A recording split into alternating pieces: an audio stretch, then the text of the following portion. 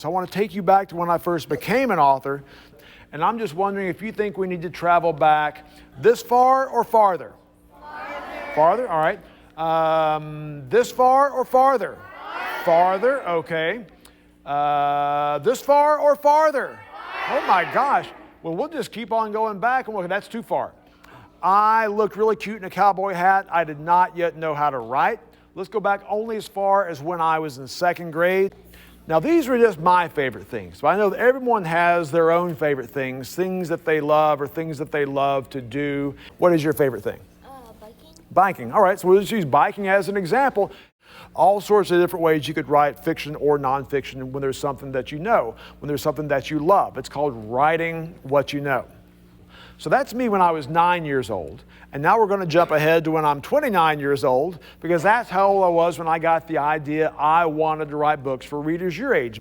But you know, earlier we talked about writing what you know. That was not what I found myself doing. I didn't want to write about something I already knew about. I wanted to write about something that I wanted to learn about. I now have 25 published books, both fiction and nonfiction, but my writing process is still largely the same. I ask lots of questions. When there's something I want to understand better, often what I'll do is I'll write a book about that subject. That's why I wrote the book, How to Make a Book About My Dog. Now I've got a little 4-question quiz for you. Where do I, Chris Barton, where do I prefer to write? How do I choose an illustrator? How many pages do most picture books have? How long does it usually take for one of my books to get made? Or who thinks the answer is A, 10 months? Who thinks it's B, 1 to 2 years? Who thinks it's C, 3.5 years? And who thinks it's D, 4.5 to 5 years? Oh my gosh, that sounds horrible. Well, we will get to the answers later on, but we're going to begin with something that should look familiar to you. It's me standing up in front of an audience saying, "Hi there, I'm Chris Barton. I'm an author of books for kids, and a big part of my job is visiting schools and talking to students. And here's Ernie. A big part of his job is greeting me when I get home. There are 2 questions that I'm asked a lot. How do you make your books?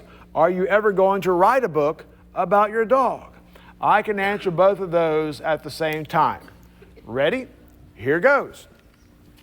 How to make a book about my dog. Let's see what the answers were to those quiz questions. The next question was, how many pages do most picture books have? Many of you guessed correctly. It was B, 32. Now,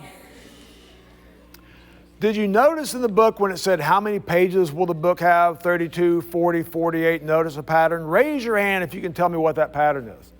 What pattern do you see? It's counting by 8. It's counting by 8. So 32 plus 8 is 40. 40 plus 8 is 48. What is the big deal with the number 8?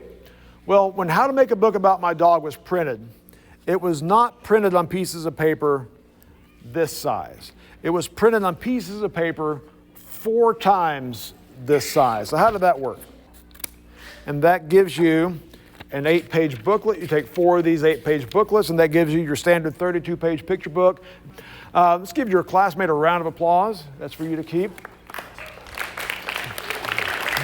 Thank you. What would the next number in that pattern be? You just call it out. 56. 56. My next nonfiction picture book, and you can ask me about that in a couple minutes if you want to know the details of it, but my next nonfiction picture book is the longest picture book I've ever made. It is going to be 56 pages because there is just that much to say about the topic I'm writing about next. But the last question, the title is Sweet